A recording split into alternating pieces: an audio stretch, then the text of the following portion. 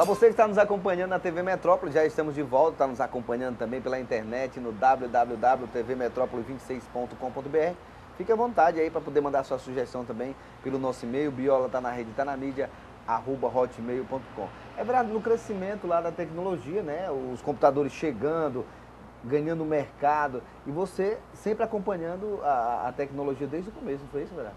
Graças a Deus, eu tive esse privilégio de acompanhar, de ter começado do zero, basicamente, né? Exatamente. Antigamente era um computadorzinho, um XTzinho, uma coisa que era você liga... 3.1 Windows naquela era, época? Na época, eu ainda sou da época do DOS. né? O 3.2 e o último DOS que foi lançado foi o 6. Tu pegou aquela linguagem do DOS completo? Direto. Tanto é que a gente fala o seguinte, às vezes chega um usuário lá, a gente está utilizando um sistemazinho DOS e o cara, rapaz, cara que mexe nisso aí sabe, aprendeu muito, porque naquela época dava um conhecimento bem melhor, né?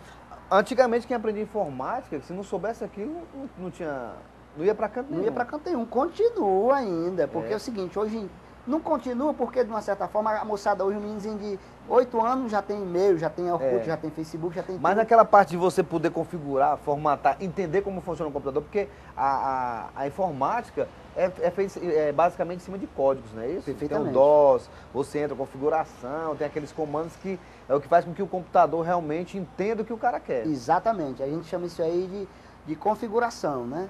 Então é o seguinte, você compra um computador hoje, a gente chama o pessoal computador de mesa, né? Isso. Então você compra um notebook, né, já vem todo pré-configurado direitinho. Você só precisa instalar o sistema e configurar, botar o nome e registrar tudo que você necessita. Antes, para você instalar um Windows, se eu não me engano, era em média de uns 12 ou mais disquetes. 16 disquetes. Começou com aquele grandão lá, Exato. né? Exato.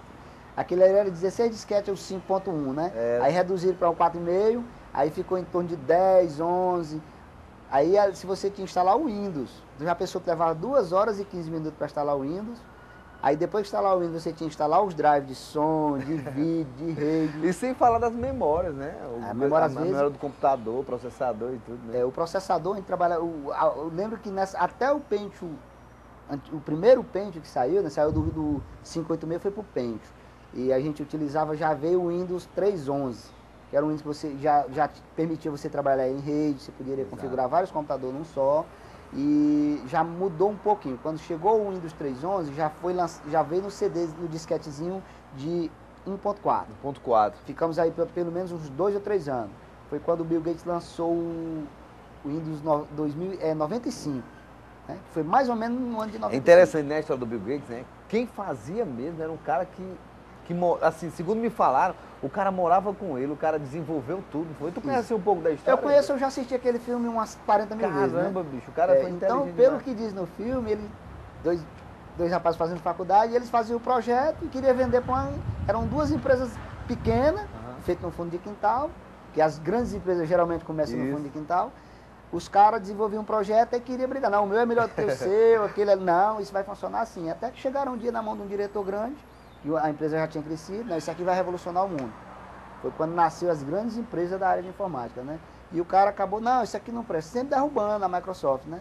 E aquilo eu acho, ao meu entender do filme, aquilo ele incentivou tanto ele a batalhar para conseguir botar aquele projeto em mão, que hoje é a maior empresa do mundo. Se falam também daquele primeiro computador, né, que usava bobinas, né, aquele que era praticamente num galpão para tirar poucas informações. É verdade. Se você for na internet hoje, tem coisa bem tem documentação bem atual em relação a ele. Você vê as fotos, as válvulas, maior do que um homem, para alimentar o consumo de energia daquilo ali. Vixe, e para poder gerar poucas informações. Mas eles estavam à busca, né? Estavam buscando mais ainda o aperfeiçoamento, que você estava falando no bloco anterior, que assim, o computador ele avança muito rápido, mas eles fazem de acordo com a necessidade, né? Exato. Então veja assim, quando eles fizeram aquele computador, não tinha noção de que um dia ia chegar hoje, né? Então, você vê foto de alguns detalhes do computador antigo, você vê uma sala inteira para poder funcionar uma parte. Aí você tem um segundo andar com outra parte, aquelas válvulas imensas, com ventilador, e o cara dizia o seguinte, ó, não pode ultrapassar essa temperatura. De repente um calor imenso lá, o computador dá travado. E gera, é uma velocidade grande, né? Demais, né? E até quando você começava a digitar 3, 4 palavras e um nome de uma pessoa, o computador superaquecia. O cara tinha que frear, parar de digitar para poder ele esfriar um pouco as válvulas e a partir daí o equipamento tá apta. É interessante, viu, Everardo? Aqueles filmes filmes antigos, né, como Túnel do Tempo, se você olhar um pouco a raiz daquele filme, tem um pouco de computador. De fato. E ninguém jamais poderia imaginar que ia chegar onde chegou. De fato. Transportar, poder se ver, poder conversar entre eles através de uma comunicação via computador, praticamente, né?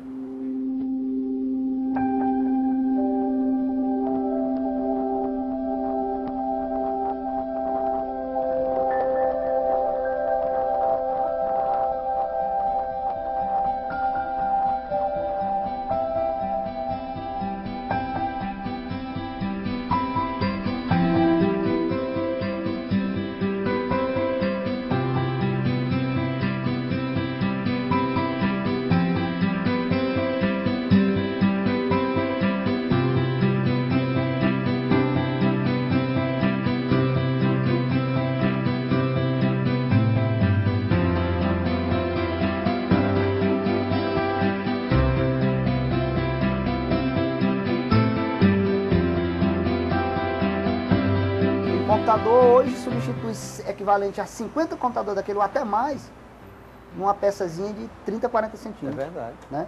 Então tu já imaginou um andar de um apartamento inteiro com um computador para digitar pouquíssimas palavras?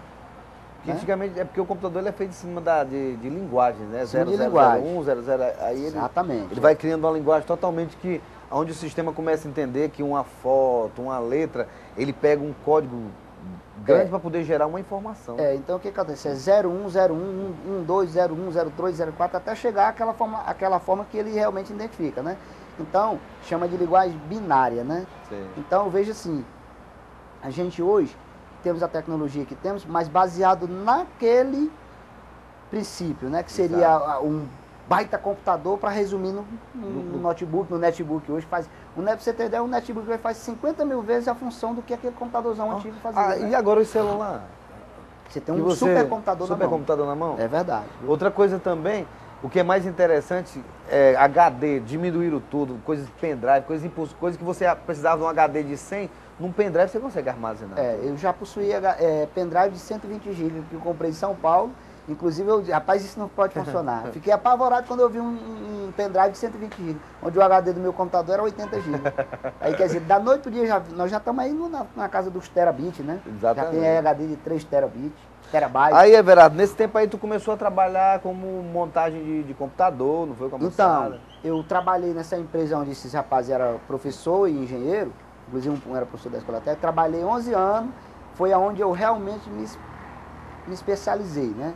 Eu trabalhava com um professor da escola, um engenheiro projetista. Então, vou pegar esses caras aqui, vou filtrar tudo que eles sabem. Faculdade Eu acho até melhor do que faculdade. Né? Porque a faculdade tem muita teoria, a prática você vai ter depois. E lá eu tinha a teoria e a prática na hora. Sem falar no dom que você já vinha trazendo. Eu Só acho... gostar já é um De diferencial muito grande. Eu acho que eu nasci com o dom de mexer com a parte de tecnologia, né? Porque você sai lá do interior. Vendo um parquezinho com aquela luz rodando. Pois não é, cara. Hoje então eu me sinto, eu tô no meu habitat, né? Então o que acontece? E a vantagem que você tem que ter é gostar realmente. Você não tem que fazer por dinheiro, eu vou ganhar dinheiro em cima disso aqui. Você tem que fazer uma coisa. Vem por consequência do bom trabalho. Exato, Quando você gosta do que faz, tudo vem pela aquela consequência, você sendo indicado, sendo um bom profissional, Claro. se capacitando mais ainda. Né? Claro, eu me considero um cara bem sucedido na área, mas não interessado 100% em dinheiro. Eu queria aprender porque eu estava satisfazendo meu ego em aprender e mexer com aquilo ali. Só em aprender já dá aquele grau de respeito e responsabilidade onde o dinheiro vem por consequência do bom trabalho. Com né? certeza. Então, voltando ao assunto de que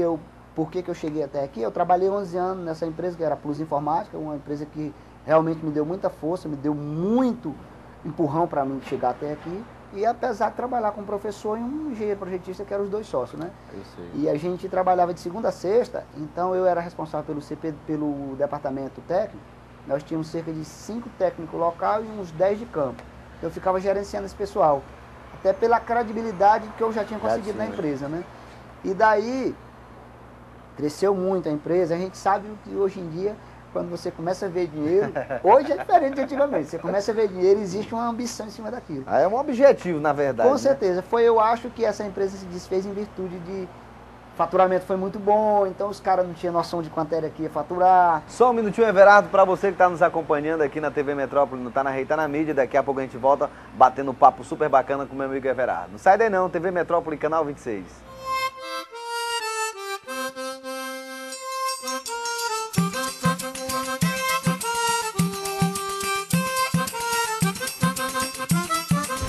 Porque todos os caminhos levam a um só lugar. TV Metrópole. TV Metrópole. Canal 26. Sua TV com atitude.